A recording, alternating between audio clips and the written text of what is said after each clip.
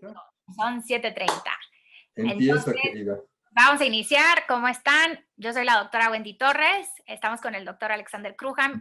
Y el día de hoy vamos a platicar de un tema muy, muy importante. Y el cual es la inflamación. Entonces, muchos de ustedes preguntaban en el webinar anterior que, oye, ¿cómo me puedo dar cuenta que tengo inflamación? ¿Qué es la inflamación?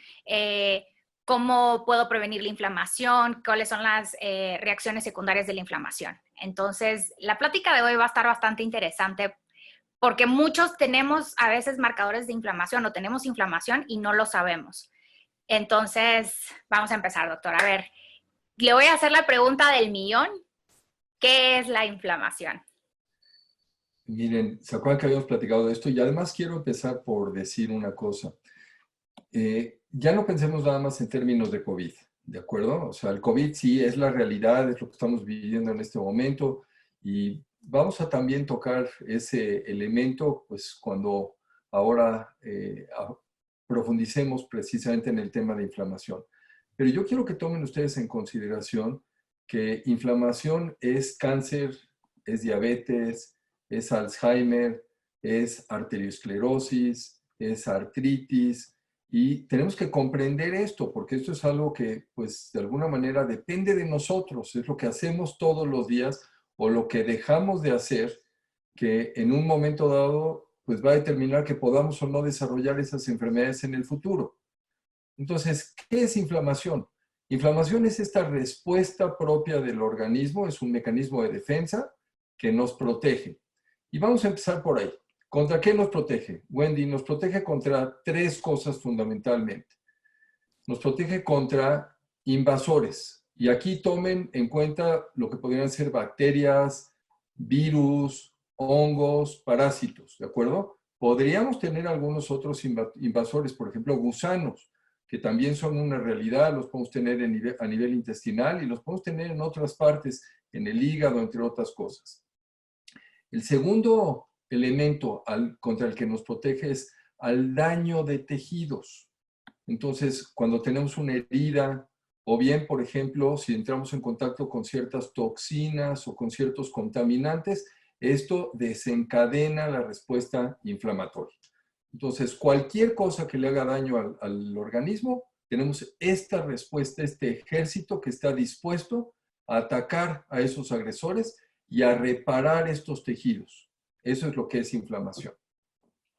También tenemos que hacer énfasis, doctor, que son agresiones también como lo que es el medio ambiente, la contaminación Sí, a los que nosotros estamos expuestos, que sí. adquirimos lo que son radicales libres, también a veces los productos que utilizamos de higiene personal. Pensamos de que muchas veces el shampoo, el acondicionador, el desodorante, que son cosas que pues, usamos a diario, no traen, no nos van a agredir o no van a agredir a nuestro organismo. Entonces, eso es muy importante. Realmente son agresores que a veces no necesariamente tienen que ser un microorganismo, como usted lo dijo, un virus, una bacteria, un parásito. Puede ser también el sol, puede ser la contaminación a la que estamos expuestos, inclusive cuando y vuelvo a decir del sol, que muchas veces decimos una bronceadita y nos rostizamos literalmente, ¿no? Yo me acuerdo que cuando yo era joven me encantaba ponerme como lagartija en el sol hasta que quedaba roja, roja, roja. Y sin darme cuenta realmente que eso era una agresión y que eso podía causar una inflamación en mi organismo y que iba a repercutir más adelante si yo no dejaba de hacerlo. Es correcto. Y bueno, ya tendremos la oportunidad después de hablar de toxicidad, de esto que estás comentando tú, pero solamente para profundizar un poquito, porque queremos tomar las respuestas, las preguntas, perdón, de la gente. Miren, hay hasta este momento catalogados más de 90,000 productos tóxicos con los que entramos en contacto de manera, digamos, frecuente. Entonces tenemos pues, los plásticos, plastificadores, cosméticos, pegamentos, aditivos, conservadores, pinturas, tenemos pesticidas, insecticidas, fertilizantes y toda una serie de cosas. Entonces depende si nuestros mecanismos, nuestra capacidad para eliminar esos tóxicos es correcta o no, si esto va a generar una inflamación y de qué tipo es esta inflamación. Ahora, ¿cuál es el punto clave aquí? Miren, así como en su momento habíamos tocado el tema y habíamos dicho que hay enfermedades autoinmunes, y esto quiere decir que nuestro sistema, digamos, de defensa, nuestro sistema inmunológico perdió el control y empezó a reaccionar en contra de nosotros mismos, produciendo anticuerpos contra nuestros propios órganos o tejidos. Sabemos también que hay enfermedades autoinflamatorias y que hay una relación entre estas dos. Ahora, ¿qué significa estas enfermedades autoinflamatorias? Que continuamente estamos detonando esta respuesta, digamos, de defensa del organismo y no le estamos poniendo un freno. Normalmente, este sistema inmune tiene la capacidad de activarse cuando lo necesitamos y desactivarse cuando ya no lo necesitamos. Hagan de cuenta que este es un juego como un acelerador y un freno que normalmente está en un perfecto balance. Pero hay ciertas circunstancias en las que se pierde ese balance y entonces presentamos un exceso de actividad inflamatoria. Eso ocurre en muchas cosas, en muchas situaciones. El tema del COVID es uno de los elementos importantes, o sea, es lo que hemos visto, que no es nada más un problema pulmonar, es una pérdida de control de este sistema inflamatorio y entonces esto es lo que detona toda una serie de reacciones que terminan haciéndole daño al organismo. Entonces, véanlo de esta manera. O sea, este sistema inmune está conformado por estos soldados de diferentes tipos. Tenemos a la caballería, tenemos a la infantería, tenemos a los especialistas y cada uno hace sus cosas, ¿de acuerdo? Pero si alguno de estos no sabe cuándo frenar, entonces le sigue haciendo daño a todo el entorno. Y hagan de cuenta que ese territorio, esos tejidos, se van dañando y eso es lo que perpetúa esta reacción. Ahora, una de las preguntas importantes era ¿qué podemos hacer para el tema inflamatorio y qué produce inflamación? No, es Dímelo. que me da risa porque usted dice la infantería y todo esto. Yo lo ponía más, lo ponía más. Yo decía, tienes a tu ejército, tienes a la marina, tienes a los federales. Entonces la gente como que les causa gracia, pero realmente esto nos hace que nosotros nos puedan entender, porque a veces utilizamos un lenguaje muy técnico. Entonces la gente se queda de, doctora, se escucha muy bonito lo que me dijo, pero me quedé en las mismas. Entonces me causó gracia esto de cómo lo puso usted. Es que eso es lo que son, digamos, son sistemas muy especializados y cada uno hace una cosa específica, ¿de acuerdo? Ahora, el punto importante en todo esto es que nuestros hábitos de vida y el medio ambiente son los dos factores que determinan si vamos a tener esa inflamación o no, ¿de acuerdo? Entonces, estas son respuestas propias del organismo. Es muy raro que una persona tenga, digamos, alguna cuestión que por herencia tenga una deficiencia de su sistema inmune. Sí existe, sí hay algunas alteraciones en las cuales no se produce una célula o la genética no favorece que funcione alguna otra célula. Sí, sí existe, pero no es lo común. Por mucho, lo más común es que lo que nosotros hagamos o dejemos de hacer es lo que hace que en un momento dado tengamos esa inflamación. Y vamos a entrar un poquito más en detalle, porque la vez pasada algo habíamos platicado, pero no dijimos mucho. Y entonces, ¿cuáles son esos hábitos de vida? Vamos a empezar por ponerlos aquí sobre la mesa. Son 5 cosas. Y después vamos a hablar del medio ambiente. Estas 5 cosas que son los hábitos de vida son nutrición e hidratación. Número 2, ejercicio y movimiento. Número 3, manejo de estrés. Número 4, sueño. Y número 5, relaciones interpersonales. Entonces, hay muchas cosas que nosotros hacemos, bien o mal, o dejamos de hacer en estos 5 elementos, y eso de alguna manera termina produciendo inflamación en el organismo. ¿Ok? Y muchas veces no sabemos porque no sentimos nada. La gente a veces asocia también, doctor, la palabra inflamación y piensan, ay, se me inflamó la mano. No es tanto eso.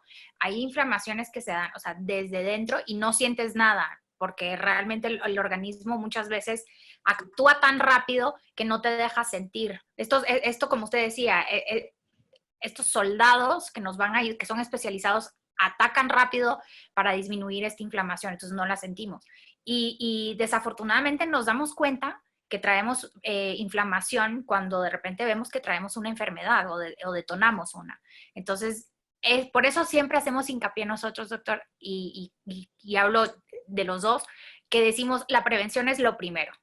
¿Okay? Tenemos que prevenir, tenemos que checarnos. Si no están acostumbrados a checarse, es el momento en que nos chequemos para que prevengamos tener esta inflamación y que vaya a repercutir en alguna enfermedad o, Dios no quiera, de que nos vayamos a enfermar de algo, como Así lo es. que es el COVID.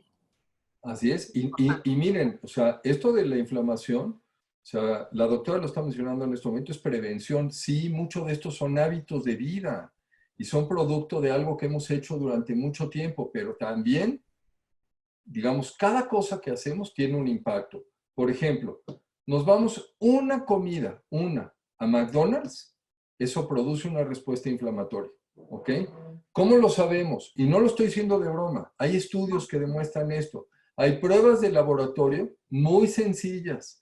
Por ejemplo, la proteína C reactiva de alta sensibilidad es una prueba de rutina que cualquier laboratorio hace, que es un gran marcador de inflamación. Se han hecho estudios donde se mide esta proteína C reactiva de alta sensibilidad a las personas antes de su comida de McDonald's y después de la comida. Y rápidamente hay una elevación y vemos que esto produjo una reacción inflamatoria. Ahora, si es un hecho, hay alimentos que producen inflamación. Están, digamos, es por su composición, si ustedes quieren, por cómo, vamos, por lo que es el alimento en particular.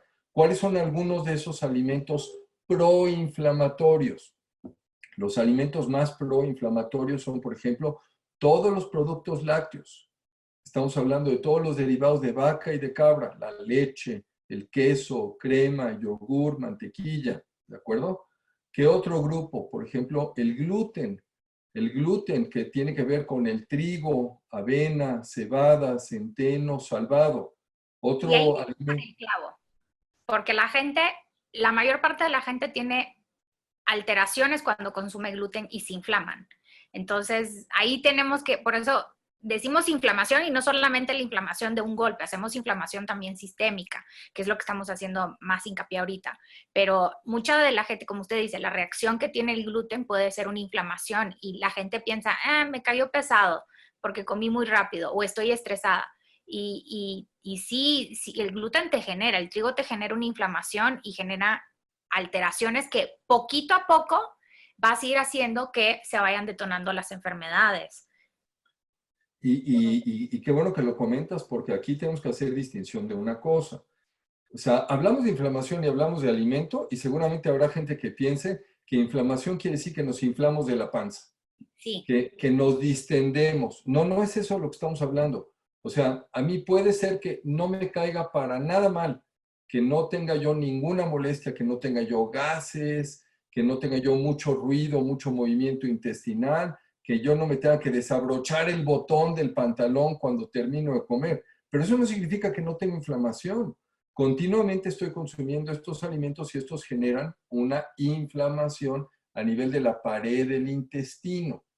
Y entonces, ¿qué sucede ahí? Pues el intestino, que está dañado en esas circunstancias, empieza a filtrar cosas que no debería de ser y esto permite que entren al organismo productos tóxicos de la flora, fragmentos bacterianos, alimentos que no han sido correctamente digeridos y eso activa nuestra respuesta inmune, nuestro sistema de defensa y echa a andar toda esta mecánica que en el largo plazo genera enfermedades. Entonces, tenemos todas estas situaciones. A ver, vamos platicando rápidamente para poder tomar las preguntas que más inquietan a la gente. Pero entonces sí quédense con la idea de que hay alimentos que son proinflamatorios, producen inflamación, alimentos que son antiinflamatorios. Preguntaban, por ejemplo, fibra. Y la gente decía, bueno, ¿y dónde viene la fibra? O sea, ¿cuánto tenemos que consumir de fibra? Pues los nutriólogos recomiendan que por lo menos 25 a 35 gramos al día. Y la fibra viene particularmente de todo aquello que tiene residuo. O sea, empezamos como siempre, como todos los nutriólogos siempre lo recomiendan, frutas y verduras. Y sí es cierto, y depende también cómo las comemos, si las comemos crudas o las comemos cocidas, las comemos de una forma. La preparación también hace que la fibra se conserve o se vaya perdiendo. Pero en general, frutas y verduras son la fuente más importante de fibra. Si vamos a consumir granos, que insisto nuevamente, no es lo ideal, todo esto que decía yo del trigo, avena, cebada, centeno, salvado, pues entonces tendríamos que buscar granos que no sean refinados, ¿de acuerdo? Mientras más refinado, menos residuo tiene, menos fibra tiene. Entonces, hay cosas que se pueden hacer y que definitivamente podemos poner en práctica. Yo quiero mencionar un pequeño ejemplo porque me parece que es muy importante. Hablamos de cáncer como una enfermedad inflamatoria y es muy notorio, muy curioso que los oncólogos muy pocas veces, Cambiar la de alimentación. hecho, típicamente no hablan de dieta y le dicen a sus pacientes que lo único importante es que no pierdan peso. Y les dicen, cómete lo que quieras, cómete las galletas, los pasteles, los helados que tú quieras para que mantengas peso. Eso es incorrecto. Todos esos son esos alimentos procesados que precisamente empeoran la inflamación. Y si nosotros empeoramos la inflamación en alguien que ya tiene una de estas enfermedades, pues hagan de cuenta que le estamos echando leña al fuego, ¿ok? Estamos activando esto. Sabemos, por ejemplo, también por estudios, que si a una persona que tiene cáncer o que tuvo cáncer y está recibiendo tratamiento contra cáncer, cualquiera de las dos, o sea, si nosotros cambiamos la alimentación y manejamos una dieta que tenga un pH, que quiere decir la acidez del alimento y la acidez que va a producir en el organismo, que lo eleve, que lo haga más alcalino en lugar de más ácido. Si no le damos alimentos inflamatorios, si no le damos azúcares y si eliminamos ciertos alimentos que además producen tóxicos, sabemos que las células cancerosas en esas condiciones se mueren. O sea, simple y sencillamente la célula cancerosa necesita ciertas condiciones para crecer, para desarrollarse, multiplicarse y diseminarse. Si le quitamos esas condiciones, automáticamente la célula cancerosa se va muriendo y el tumor va disminuyendo. Ese No es un adquiere ese ejemplo. combustible. ¿Es un Sí. qué? No adquiere ese combustible que necesita para Sí. seguir proliferándose. Porque eso es lo importante, o sea, lo importante es que nos quede claro. Cuando tenemos esta alimentación, como dijo el doctor, muy rica en azúcares, en grasas, o sea, alimentos que no nos van a nutrir, realmente lo único que está haciendo la célula cancerígena es obteniendo todo esto y agarrando combustible para seguir proliferándose y seguir creciendo o seguir transportándose a otros órganos. Entonces es importante que por eso cuando nos llegan a nosotros aliados de que tienen estas enfermedades o para prevención les decimos, ¿quieres prevenir enfermedades? Empieza cambiando tu alimentación. Lo principal es cambiar estos hábitos. O sea, no pensamos de que el sueño, doctor, algo que usted comentaba, el sueño, que hoy dormí 5 horas y no pasa nada. No, ¿qué crees? El que tú no te tengas una deprivación de sueño hace que se eleven ciertas hormonas y que haya una agresión y que haya una inflamación. ¿Y qué pasa? Al día siguiente vuelves a dormir otras menos horas o a lo mejor sí repones tus horas, pero se te va haciendo un hábito que un día sí, un día no, un día sí. Y cuando vemos, ya traes una inflamación, traes una enfermedad y dices, oye, ¿y qué pasó? Pues, ¿qué crees? Tus hábitos alimenticios, tus hábitos de sueño, de higiene de sueño, estos hábitos sociales que siempre hacemos hincapié, pues no los tuviste en su momento, entonces esto desencadenó una inflamación y por ende llegaste a desarrollar estas enfermedades. Así es. Entonces, A ver, ya que tocaste los puntos, a ver, vamos a unir en este momento sueño y estrés, ¿de acuerdo?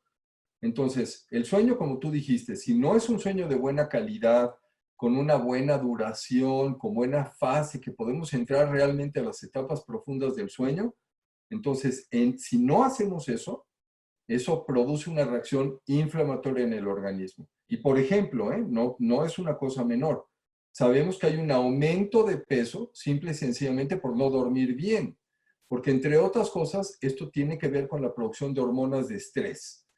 Ahora, en el estrés, piénsenlo de una manera muy sencilla. O sea, la respuesta de estrés es una adaptación del organismo ante una crisis. La crisis puede ser real o percibida. O sea, no siempre hay algo que identificamos, pero o sea, estamos ansiosos, estamos angustiados. Además, tengan presente una cosa. El ser humano es realmente la única especie que presenta lo que se llama estrés por anticipación. Esto quiere decir que estamos preocupados por lo que todavía no sucede. Podemos estar preocupados, por ejemplo, por los pagos que tengo que hacer en un mes o en un año, o por las relaciones interpersonales, o por la política nacional o la política internacional, o por el tipo de cambio, llámenlo como quieran, pero al final son situaciones que nos están preocupando en el día a día. Cuando hablamos de un estrés crónico como esos, nuestro organismo lo que está haciendo es producir una hormona que se llama cortisol. Esta es una hormona que naturalmente producimos todos los días, pero que en esas circunstancias tenemos que producir mucho más para tratar de adaptarnos a esta crisis. Y en esas circunstancias, pues lo que ocurre es que se afecta también nuestro sistema de defensa. De hecho, el cortisol, piénsenlo, es cortisona. O sea, todos ustedes lo han escuchado en algún momento, en algún medicamento, algún tratamiento, cortisona. Es el equivalente propio del organismo, es el cortisol. ¿Qué hace esa cortisona, ese cortisol de manera natural? Suprime el sistema inmune, lo bloquea. Entonces, esto es parte de toda esta dinámica y por eso hablamos que estos hábitos de vida y todas estas 5 cosas tienen un impacto muy importante. ¿Por qué hablamos, por ejemplo, de las relaciones interpersonales? Porque también ahí está demostrado, no nada más por el estrés que producen, auténticamente, si nosotros vemos, y se acuerdan que la vez pasada habíamos hablado de epigenética y decíamos que tenemos un número determinado de genes, ¿de acuerdo? Y yo decía que algunos animales, de hecho, mucho más sencillos, algunos gusanos, algunas plantas, tienen más genes que nosotros. Nosotros somos tan soberbios que pensamos que somos la máxima expresión de la creación. Y resulta que tenemos menos genes que muchas otras especies mucho más sencillas. Lo que pasa en nosotros es que la forma en la que están acomodados esos genes permite que tengan estas interacciones con diferentes estímulos, algunos que vienen de adentro, otros que vienen de fuera del organismo, y eso es lo que hace que se enciendan o que se apaguen esos genes. Eso ocurre también con las relaciones interpersonales. Si tenemos una sensación de gratitud hacia la vida, si estamos en paz, si tenemos una espiritualidad, que eso no es religiosidad, es esas conexiones que nosotros tenemos o con otras personas, o con la naturaleza, o con el universo, llámenlo como quieran, todo eso enciende, digamos, activa esos genes que finalmente hacen que este sistema inmune trabaje de manera ideal. Entonces, por eso estamos hablando de que estos factores de estilo de vida tienen un impacto determinante en todo el tema inflamatorio. ¿Ok? Así Ahora, es. bueno, adelante, Wendy. No, no, no. Como vuelvo a recalcar, como usted lo dijo, los hábitos hay que cambiarlos para que podamos prevenir esta inflamación y que nuestro sistema, más que todo es para prevenir que nuestro sistema inmunológico se baje. Porque como dijo el doctor, son los soldaditos y estos soldaditos son los primeros que van a atacar en batalla que a cualquier agresor, no tanto de microorganismos, sino agresores externos. Entonces, no podemos bajar la guardia en todos estos hábitos que hemos ido comentando ahorita a lo largo de que iniciamos la charla, para que no bajemos nuestro sistema inmunológico, por lo tanto prevengamos lo que es la inflamación. Y antes de entrar ya propiamente a las preguntas, pero a ver, regresemos al tema del COVID, que es una cosa que preocupa mucho a la gente, y la vez pasada habíamos comentado de ello. Y lo que decíamos es, a ver, ¿cómo nos va, si vamos a tener un contagio por COVID, ¿cómo nos va a ir? ¿La vamos a librar muy bien y no vamos a tener síntomas? ¿Vamos a salir adelante sin mayores problemas? ¿O tenemos el riesgo de tener graves complicaciones? Pues esto depende del grado de inflamación que tenemos todos los días. Si yo hoy, por mi estilo de vida, por una serie de circunstancias, tengo un nivel alto de inflamación, en el momento en que me enfermo de algo como COVID, mi nivel de inflamación va a subir mucho más. Y eso me va a poner ya muy cerca de la línea de riesgo de tener esas complicaciones o incluso la fatalidad. O sea, puedo llegar a fallecer, a morir, simplemente por el nivel de inflamación que tenía yo al principio, antes de. Entonces, una de las cosas que comentábamos la vez pasada, que en el tema preventivo, lo primero que tendríamos que hacer es modificar todos estos hábitos de vida, bajar esa inflamación al mínimo posible para que en el peor de los casos que pudiéramos llegar a contraer el COVID, pues que no nos vaya a ir mal, que no tengamos esos problemas y que seleccionemos también aquellos grupos de alto riesgo, como por ejemplo todo el personal de salud que está en un contacto constante, tiene una gran carga viral y entonces en ellos tenemos que implementar todas estas medidas que nos ayuden para fortalecer su sistema inmune y que de esta manera no vayan a desarrollar las complicaciones.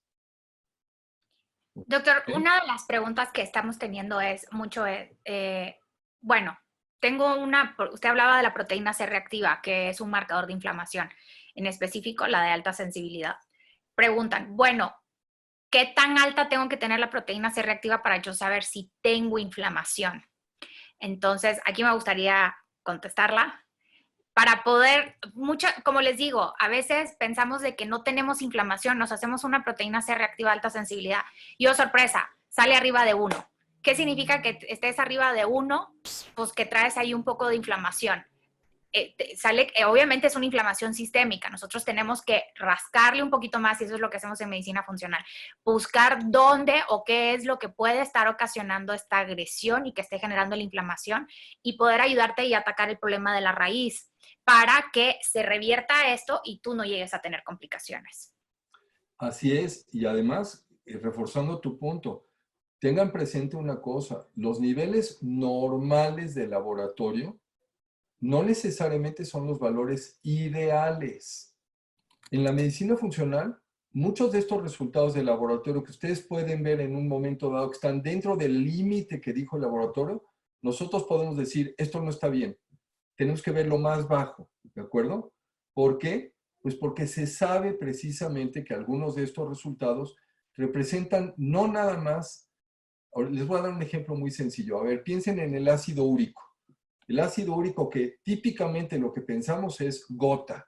A ver, ¿puedo llegar a tener un problema de gota si tengo el nivel de ácido úrico alto?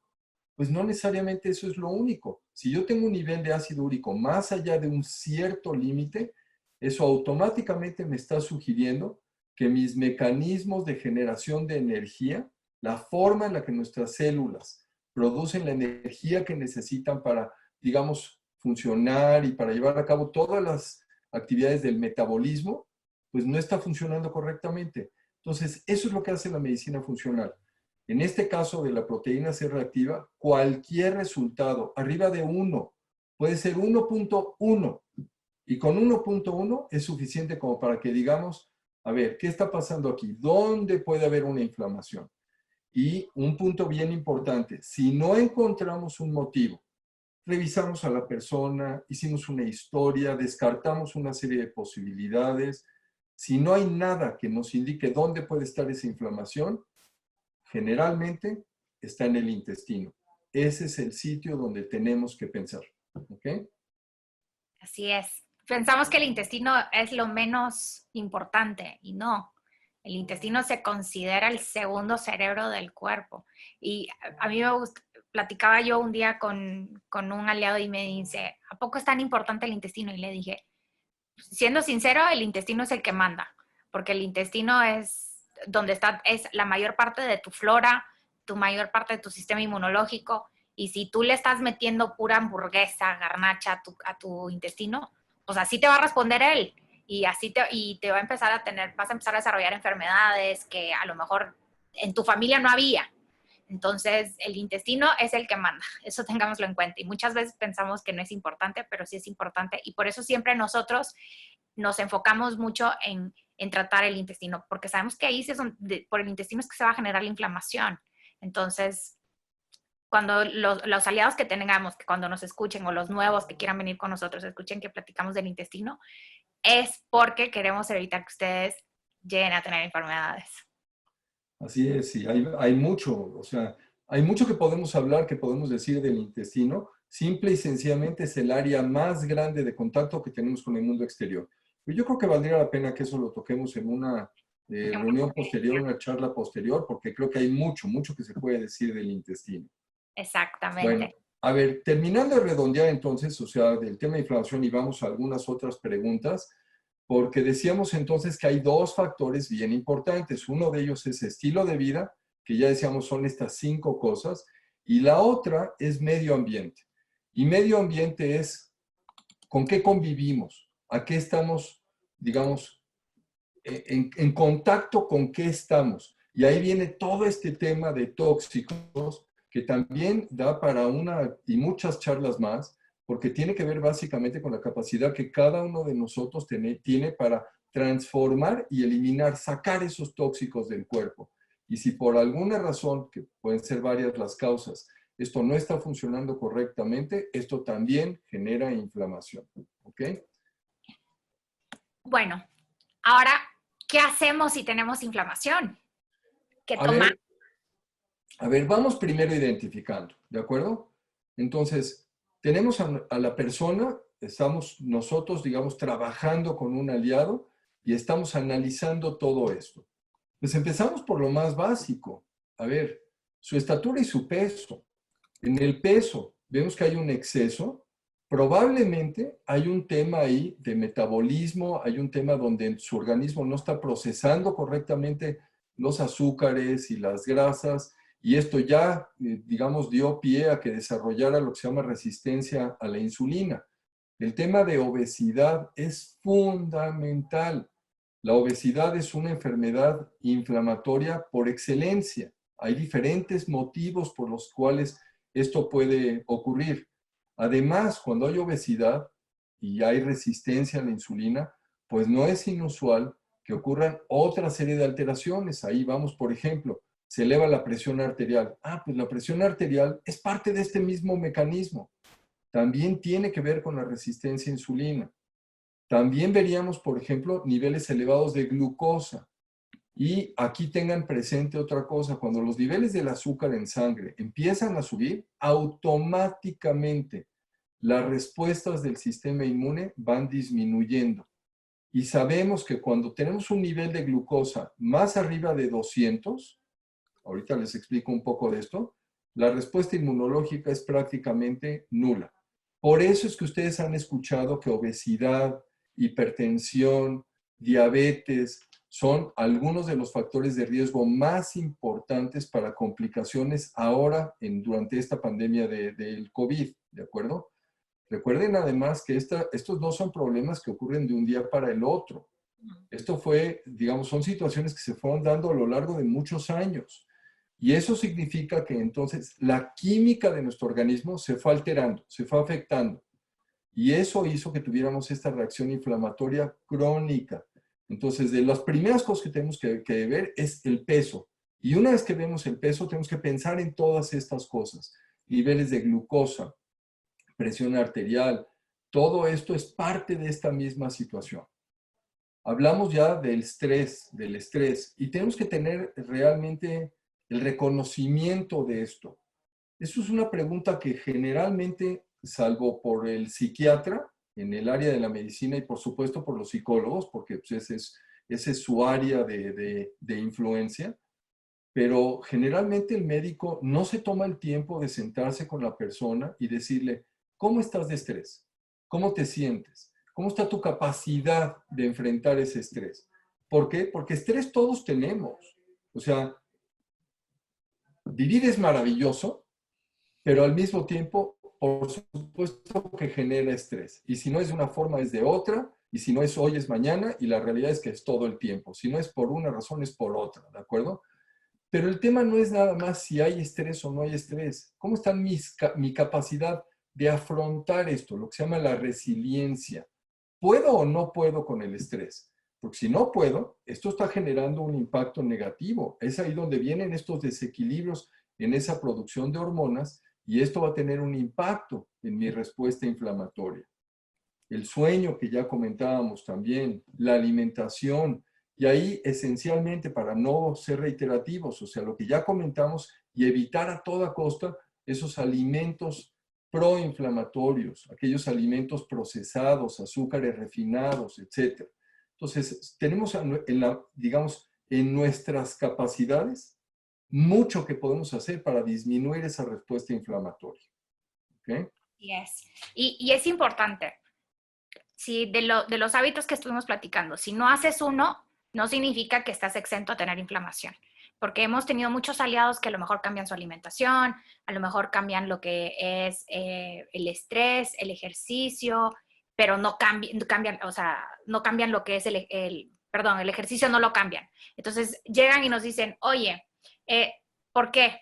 Pues no estás haciendo todos los cambios que necesitas. Entonces, para que un tratamiento y que te podamos ayudar, tienes que hacer todos los cambios. O sea, por eso les decimos aliados, porque hacemos una alianza. Yo te ayudo desde lo mayor que puedo, desde mi trinchera, pero tú también desde tu trinchera me tienes que ayudar. Tienes que hacer estas modificaciones. Entonces, me gustaría que la gente, ya que estamos hablando de esto de inflamación, que es un tema bastante interesante y por eso desde el inicio le dije, hoy es un tema muy, muy bonito y que realmente creo que es lo fundamental para que nosotros entendamos por qué las enfermedades. Me gustaría que la gente, si tiene alguna pregunta o quieren que nosotros abordemos un poco más sobre alguno de los temas que tocamos ahorita, que nos las hagan saber para que empecemos a contestar. Doctor, una de las preguntas que están haciendo mucho es, ¿qué puedo tomar? Bueno, aparte de los cambios de hábito, ¿qué puedo tomar para disminuir la inflamación? Miren, sí hay una serie de elementos que nosotros podemos suplementar para mejorar la respuesta inmune. Dentro de estas reacciones, y no queremos ser técnicos, ¿de acuerdo? Pero la forma en la que ocurre esta reacción inflamatoria, que son muchos pasos y ya decíamos que son diferentes tipos de soldados que participan en todo esto, pues vamos a empezar con un orden. Digamos que se genera una serie de productos tóxicos. Mucho de esto tiene que ver con lo que la doctora decía, se llaman radicales libres. Entonces, para llevar a cabo muchas de estas reacciones, nuestro organismo necesita glucosa, porque esa es la gasolina primaria del cuerpo, y necesita oxígeno. Pero resulta que al usar esa glucosa y ese oxígeno, hay un residuo. Hagan de cuenta que es un producto de desecho, y esos son esos radicales libres. Entonces, para poder inactivar esos radicales libres y permitir que la respuesta inflamatoria sea correcta, necesitamos antioxidantes. Y tenemos diferentes tipos de antioxidantes. Algunos funcionan, por ejemplo, como la vitamina C. La vitamina C es una de estas vitaminas que no se acumula en el organismo, que está en un medio acuoso. Si yo tomo dosis muy altas de vitamina C, o no lo voy a absorber, o aquello que no necesito lo voy a desechar. Pero no se va a quedar guardado en mi organismo. Pero al contrario, si hablo, por ejemplo, de vitamina E, esta es de las vitaminas que sí se deposita en el organismo. Entonces, una combinación de algunas de estas, por ejemplo, vitamina C, vitamina vitamina A, también algunos otros elementos, sin duda la vitamina D. La vitamina D que hemos hablado muchísimo de ella y podríamos hablar, vamos, extensísimamente. O sea, hoy sabemos que tiene tantos efectos que ya no nos referimos a ella como una vitamina, nos referimos a ella como una hormona, ¿de acuerdo? Tenemos otros elementos, como por ejemplo el ácido alfa lipoico, que también es otro antioxidante, pero que también participa en ciertas funciones inmunológicas específicas. Ni se diga de los omegas, el omega 3, y veo aquí una pregunta, grasas buenas, ricas en omega 3, sin duda, esto es fundamental, el aguacate, el aceite de olivo, el coco, o sea, Semillas, nueces, semillas. exacto, o sea, y ojo, o sea, qué bueno que lo comentas, doctora, porque aquí hay un tema bien importante. Habrá quien diga, ¿y qué no deberíamos de recibir todo esto directamente de la alimentación? ¿Qué no se supone que si comemos bien, automáticamente todo esto llega directo de los alimentos? Y bueno, eso es lo que debería de ser, pero tristemente ya no es. Y cuando digo ya no es, pues tiene que ver con pues la forma en la que se llevan a cabo los cultivos hoy en día. No se deja reposar la tierra el tiempo suficiente, el tipo de semillas, que muchas ya son son cultivos transgénicos, el que se utilicen pesticidas, los tiempos de cultivo, los almacenamientos de los alimentos, todos estos factores hacen que los alimentos que hoy consumimos, desafortunadamente, ya no sean tan ricos en estos nutrientes como antes lo eran. Entonces, por lo mismo, o sea, no le quitamos el valor a una buena alimentación, al contrario, queremos reforzar eso, pero de la mano sí tenemos que suplementar y particularmente en situaciones de riesgo, como la que estamos viviendo hoy en día. Y terminando con esto, decíamos el omega, que viene de los alimentos, por supuesto, y en este caso omega 3. Mucho cuidado con esto. O sea, cuando la gente utiliza omega 3, 6, 9, que tiene esta combinación, pensando que por utilizar este compuesto pues va a tener mayor cobertura, pues desafortunadamente casi la totalidad del omega 6, no todos, y la totalidad del omega 9 producen inflamación. Entonces, no nada más no quitan inflamación como sí lo hace el omega 3, sino que terminan produciendo inflamación. Y hablábamos también de las fibras en los alimentos y los probióticos, que es otro tema fundamental. O sea, créanme, estamos apenas empezando a entender lo que es la convivencia del ser humano con los microorganismos intestinales. O sea, nada más déjenme darles un ejemplo.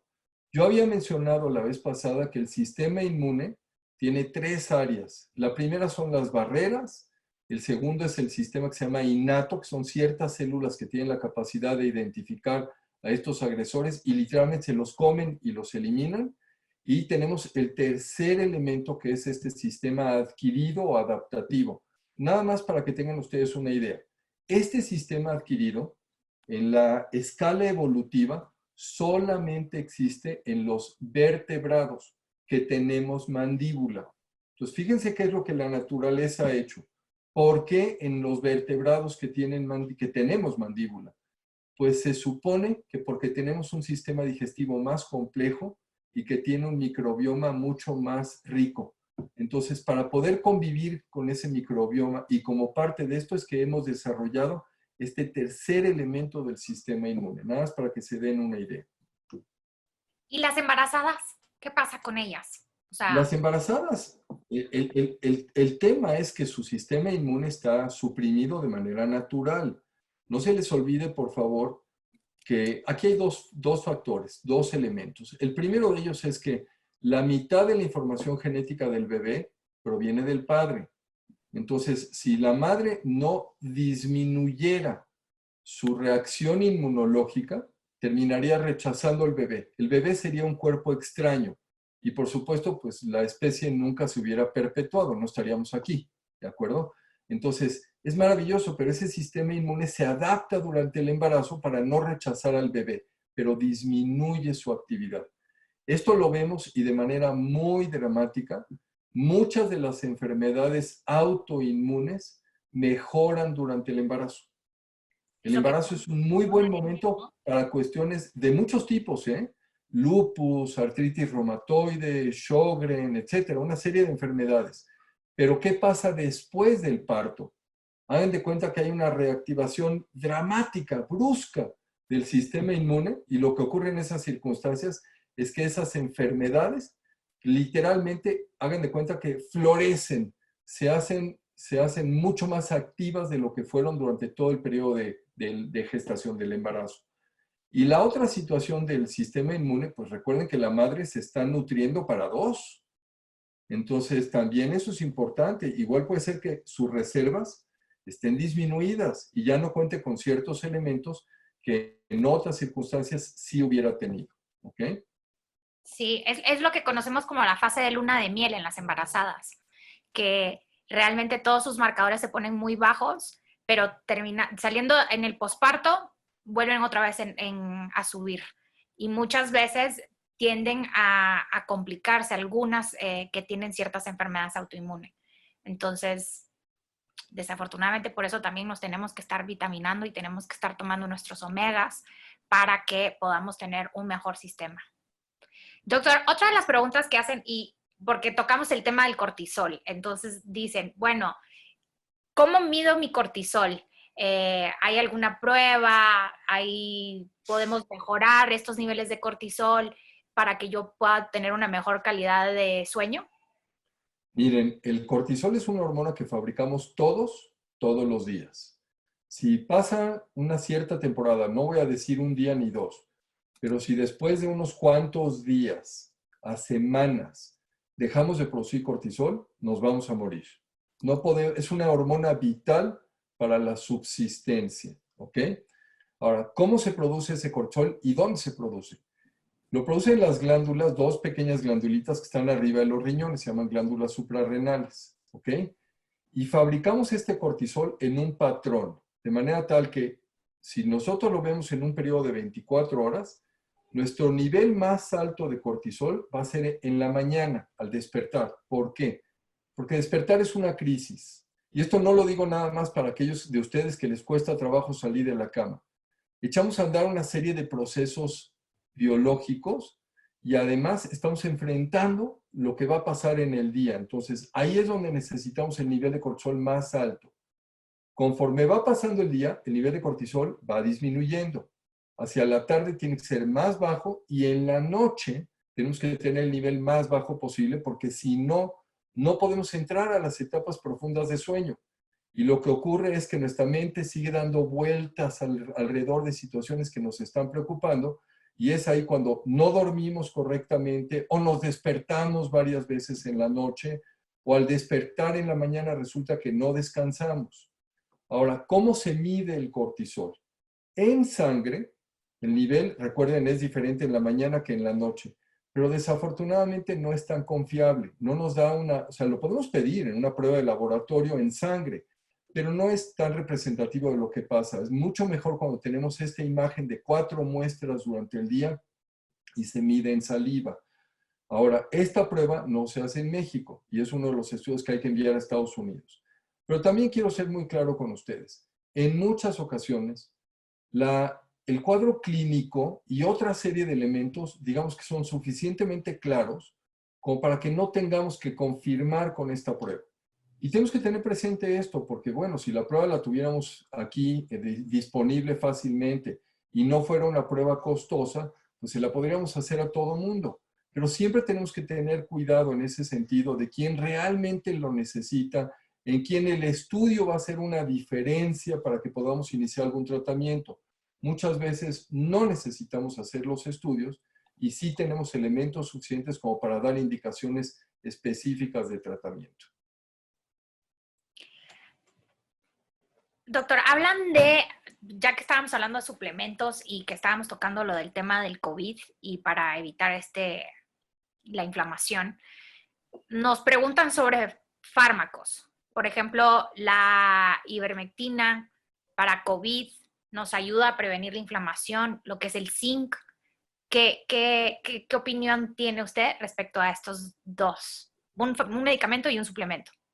A ver, del zinc no hay ninguna duda, ¿eh? Está perfectamente comprobado. Incluso mejora mejora esa parte del sistema inmune que evita que el virus se replique. ¿Qué quiere decir esto? Recuerden que el virus tiene que entrar a la célula. Y una vez que entra a la célula, secuestró los procesos, digamos, funcionales de la célula. O sea, haga de cuenta que toda la maquinaria, esto es como un motor. Entonces, todo eso que ocurre normalmente en la célula, el virus se apodera de ello y entonces utiliza esa maquinaria para poderse reproducir. Y de una misma célula, cuando entra un virus, pueden salir 10,000 copias. El número es real, no lo estoy inventando. Pueden salir 10,000 copias o muchas más, incluso en un periodo muy corto de tiempo del virus, ¿de acuerdo?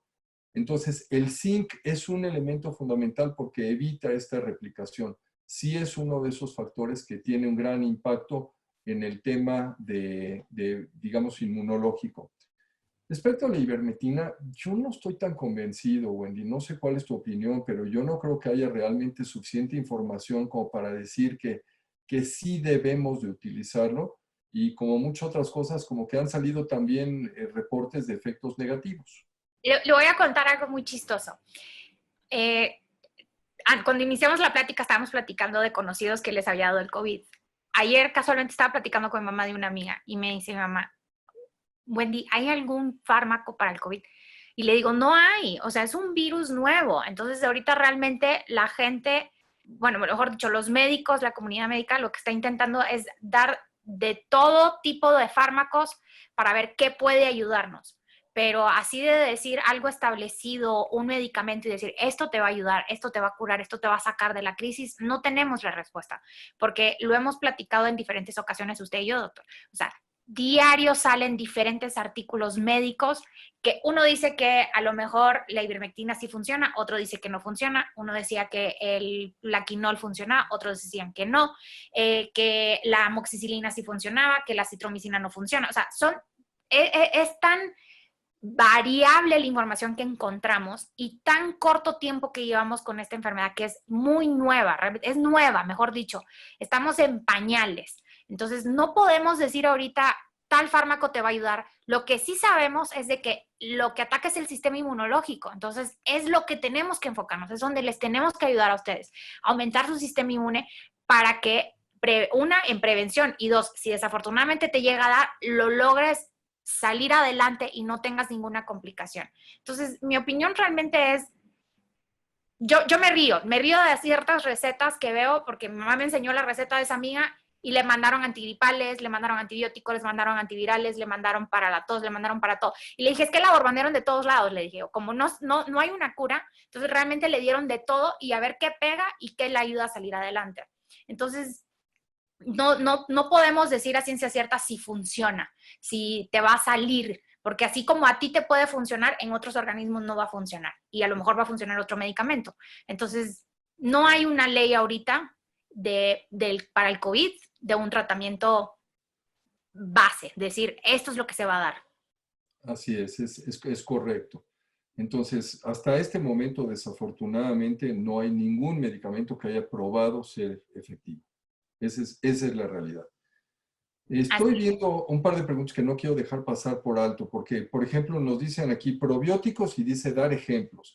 Y es una muy buena pregunta, porque el término probióticos es muy amplio, es muy ambiguo, ¿de acuerdo? Déjenme platicarles aquí una historia sobre algo que estaba yo revisando recientemente.